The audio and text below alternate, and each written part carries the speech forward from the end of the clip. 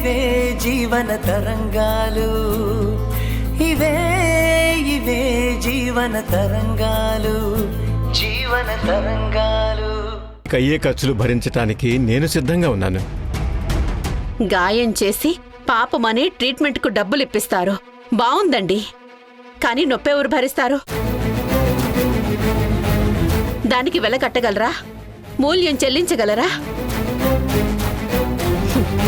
మీరు అందరిలాంటి స్వార్థపరులే. నేను మిమ్మల్ని మొదటిసారి కలిసినప్పుడు దేవుడు అన్నాను, అది తప్పు. మనుషులు ఎప్పటికీ మనుషులే అని నిరూపించారు. ఇక మీరు చెప్పడం అయిపోతే వెళ్ళొచ్చు. నేనేదీ కావాలని చేయలేదు. తప్పు జరిగిపోయింది, తప్పంతా నాదే. దానికి పిల్లలెందుకు బలి చేయాలి? మీరంటోంది పెళ్లి గురించా? అవునండి. కీర్తి తనకిష్టం లేదు అని చెప్పింది. మరి ప్రవీణ్ పెళ్లికి సిద్ధంగా ఉన్నాడండి. మా కీర్తి వద్దు అంది. అదే ఎందుకు? మీరు నా భర్తని దొంగని చేశారు. మీ అక్క కొడుకు ఒక దొంగ కూతుర్ని పెళ్లి చేసుకోవడానికి సిద్ధంగా ఉన్నాడు. అటువంటి ఉదారమైన మనసున్నవాణ్ణి పొందే ధైర్యం కీర్తికి లేదు. తండ్రి కూతురు బంధం వద్దు అనుకుంటే పోయేది కాదు. కాని చెడ్డవాడైనా తండ్రిని వద్దనుకొమ్మని మీ ప్రవీణ్ చెప్పాడంట. రేపు నా కూతురు తెలుసో తెలియకో ఏదైనా తప్పు చేస్తే తనను కూడా వద్దని వదిలేయడన్న గ్యారెంటీ ఏంటి? తప్పు చేసిన వాళ్లను సమర్థించాలని కాదు నా ఉద్దేశం. తప్పు చేశాడో లేదో తెలుసుకోకుండానే నింద పడగానే వద్దనుకుంటున్న అబ్బాయితో అమెరికా వరకు మా అమ్మాయిని పంపించడం తల్లిగా నాకిష్టం లేదు. కాబట్టి పెళ్లి సంబంధాన్ని ఈ స్టేజ్లో క్యాన్సిల్ చేసుకోవడంలో తప్పు లేదనిపించింది. కానీ ప్రవీణ్ పెళ్లి జరగాలని కోరుకుంటున్నాడండి. అందుకే నన్ను పంపిస్తే ఎన్నే వచ్చానండి. జరగదని చెప్పండి. ఫంక్షన్ హాల్ క్యాన్సిల్ చేయించాలి. అడ్వాన్స్ వెనక్కివ్వరు. పోతే పోనివ్వండి. పెళ్లికి తీసుకున్న డ్రెస్సులు వస్తువులు ఉన్నా పర్వాలేదు. పెళ్లి కోసం మీరు పెట్టిన ఖర్చులు చెప్పండి. జాలి చూపించాల్సిన అవసరం లేదు. ఎంతో చెప్తే ఇస్తాను. పెళ్లి వద్దనుకుంటుంది మేమే కాబట్టి ఖర్చులు ఇవ్వాల్సింది కూడా మేమే. పోనీ కీర్తితో నన్ను మాట్లాడమంటారా? వద్దు. నేను చేసిన తప్పుకి పిల్లల భవిష్యత్తు ఎందుకు నాశనం కావాలి? తనతో మాట్లాడి నేను ఒప్పిస్తానండి. వద్దు, తనొప్పుకోదు. తనొప్పుకున్నా నేనొప్పుకోను. ఎందుకండి? మీరిచ్చిన కంప్లైంట్ వెనక్కి తీసుకుంటారా? నా భర్త దొంగ అనే ముద్ర పోగొడతారా?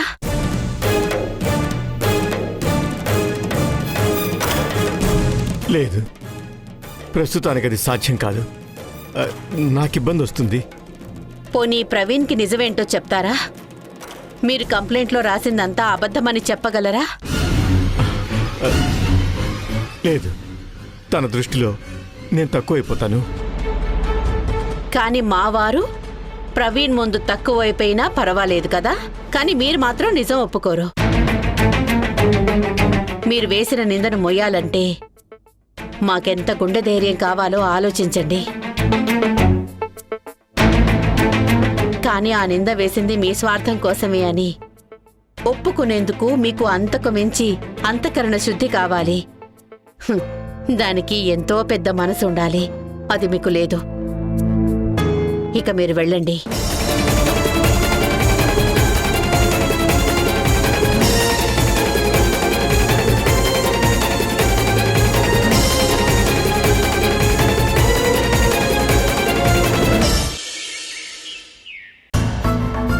తప్పైపోయింది. తెలియలేదు, ఇలా జరుగుతుందనుకోలేదు. అమ్మాయి కాపురం నాశనం చేశారు కదా. ఏం చేయాలో తెలియడం లేదు. ఉన్నది ఒక్క కూతురు. మేడం, ఎలాగైనా వాళ్ళిద్దరూ కలిసి కాపురం చేసుకుంటే చాలనుకున్నా. ఆ తొందరపాట్లో ఇలా జరిగింది. అల్లుడు నిజాయితీపరుడు. అలాంటి వ్యక్తిపై పోలీస్ స్టేషన్ కేసు అంటే భయపడి దారికొస్తాడనుకున్నాను. అందుకని తప్పుడు కంప్లైంట్ ఇస్తారా? నార్మల్గా కట్నం గ్రోయింసా ఉంటే పోలీసులు వెంటనే రియాక్ట్ అవుతారు. వాళ్ళు సత్యంను పిలిపించగానే తనే ఓ మెట్టి దిగొచ్చి అమ్మాయిని తీసుకెళ్తాడు అనుకున్నా. ఏ పని నేరుగా చెయ్యరా? ఎప్పుడు ఇలా అడ్డదారిలోనే వెళ్తారా? ఎప్పుడైనా సరిగ్గా బతుకుంటే కదా సరైన దారి తెలిసేది. అవును, నేను సరిగ్గా బతకలేదు, కానీ ఇప్పుడు ఏం చేయాలి?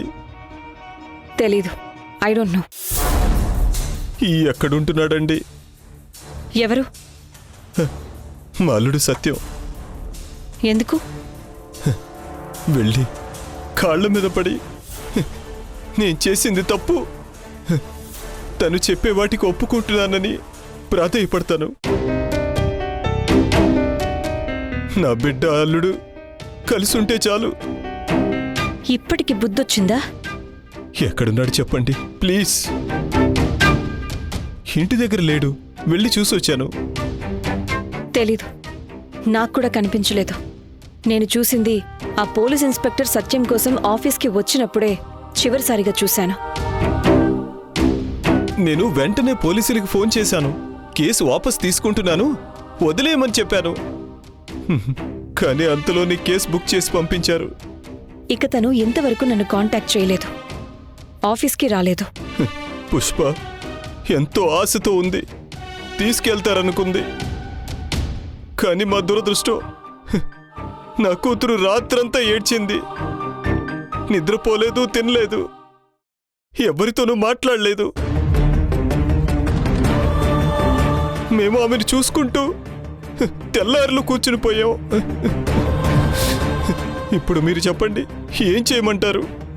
నన్నడిగితే నేనేం చెప్తాను? ఏం చేయాలో అర్థం కావడం లేదు. మీరు సత్యంకు మాట చెప్తారా? లేదు, నేను రాను. పుష్ప నన్ను రిక్వెస్ట్ చేస్తే నా ప్రయత్నం నేను చేశాను. కానీ మీరేం చేశారు? సత్యంని ఏ ముఖం పెట్టుకుని రెండోసారి అడగమంటారు? నిజాయితీ గల మనిషి వ్యక్తిత్వం ఏంటో మీకు అర్థం కాదు. అలాంటి వారిని మీ ఇష్టానికి వాడుకోవాలనుకున్నారు. తప్పుడు కంప్లైంట్ ఇచ్చారు. ఇక సత్యం కూడా మొండిగా ఉంటారు. నేను మాట్లాడినా అతను వినటం కష్టం. ఏదో ఒక ప్రభుత్వ ఉద్యోగంలో చేరాను, తోచినట్టు బతికేశాను. నాకు ఏదీ తప్పు అనిపించలేదు. అందుకే నా అల్లుడి నిజాయితీ నాకు నచ్చేది కాదు. కానీ బిడ్డ చనిపోయాక అర్థమైంది నేను పాపాత్ముడినని. అందుకని నా కూతురికి అన్యాయం చేస్తే ఎలా? బిడ్డ చనిపోయింది, ఆ క్షోభ అనుభవిస్తున్నా. ఇంకేంటండి, శిక్ష పడింది కదా, ఇంకెంత శిక్షిస్తాడు? తను రాకపోతే నా కూతురు ప్రాణాలతో ఉండేలా లేదు. ఏం చేయను? కూర్చోండి, కూర్చోండి.